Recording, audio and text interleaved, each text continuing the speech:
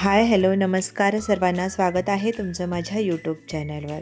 तर आज आपण करणार आहोत मशरूम मसाला. तर मशरूमची भाजी करणार आहोत. त्यासाठी हे बघा, हे 200 ग्रॅमचं मशरूमचं पाकिट घेतलेलं आहे. हे बघा, या पद्धतीचे हे मशरूम आहेत.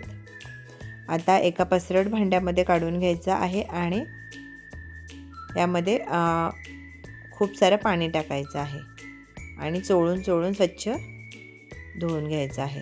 हे बघा, असं 2-3 पाण्याने धुवून घ्यायचं आहे.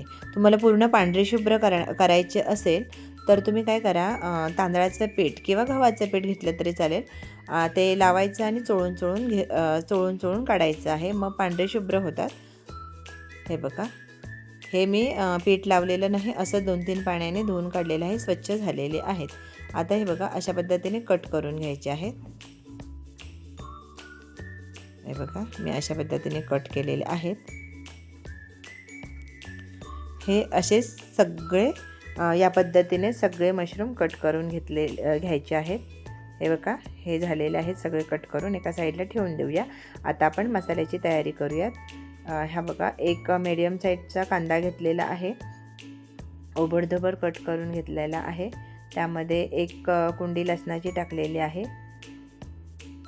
थोडं आलं टाकलेलं आहे आणि एक मीडियम साईजचा टोमॅटो कट केलेला आहे. आता हे सगळं मिक्स करून घेणार आहोत आणि यामध्ये तुम्ही ओलं खोबरं टाकलं तरी चालेल किंवा त्याऐवजी तुम्ही सफेद तीळ टाकले तरीही चालते. मी आता ह्याच्यावर 1.5 ते 2 चमचा सफेद तीळ टाकलेले आहेत. गावरान सफेद तीळ आहेत हे टाकून घ्यायचे आणि व्यवस्थित असं परतून घ्यायचं आहे. आणि यामध्ये ना, माझ्याकडे आत्ता कढीपत्ता नाही आहे. कढीपत्ता 2 ते 3 पानं याच्यामध्ये टाका. मसाला असं भाजतानाच टाकायचे आहे. 2 ते 3 पानं टाकायची आहेत. हे बघा, आता हे व्यवस्थित असं भाजून घेतलेलं आहे.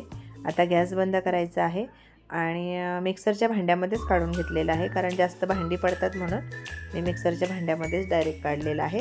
आणि एक 5 मिनिटासाठी थंड करून घ्यायचं आहे. हे बघा, आता वाटून घ्यायचं आहे. आता वाटण झालेलं आहे.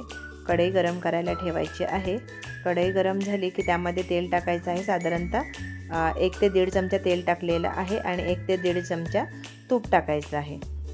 आणि त्यामध्ये आता गरम झालं की जिरं मोहरी टाकायची आहे आणि लाल मिरची ह्या 2 आहेत त्या टाकलेल्या आहेत. हिंग पाव चमचा टाकायचा आहे. व्यवस्थित असं छान फुलवून घ्यायचं आहे हिंग. आता आपण जो मसाला केलेला आहे, वाटण केलेलं आहे, ते याच्यामध्ये टाकून घ्यायचं आहे. आता जर कढीपत्त्याची पानं फोडणीमध्ये घातली तरीही खूप छान हे होतं, स्मेल येतो, त्याचा वास येतो. आता तिखट टाकलेलं आहे, म्हणजे लाल तिखट, हळद आणि गरम मसाला पावडर इतकंच टाकायचं आहे. आणि व्यवस्थित असा तेल सुटेपर्यंत मसाला छान प्रकारे भाजून घ्यायचा आहे. हे बघा, जवळपास आता भाजून झालेला आहे. आता थोडीशी कोथिंबीर आपण टाकायची आहे मसाल्यामध्ये. मसाला परततानाच कोथिंबीर टाकले ना की कोणत्याही भाजीला किंवा आमटीला तरी खूप छान येते. हे बघा, आता आपण याच्यामध्ये मिक्सरच्या भांड्यामध्येच पाणी टाकायचं आहे आणि ते पाणी याच्यामध्ये ओतून घ्यायचं आहे. हे बघा, आता व्यवस्थित असं हलवून घ्यायचं आहे. आणि आता जितकं पाणी आपल्याला हवं आहे तितकं पाणी ॲड करायचं आहे. जसं घट्ट पातळ जसं तुम्हाला हवं असेल तितकं पाणी टाकायचं आहे. मी जवळपास 1.5 ग्लास पाणी टाकलेलं आहे. आता आपण जे मशरूम कट करून घेतलेले आहे ते याच्यावर टाकून घ्यायचे आहे.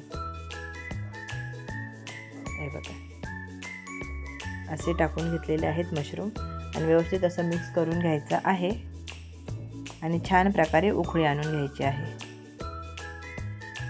आता उकळी आली की आता याच्यावर थोडीशी कोथिंबीर भुरभुरायची आहे.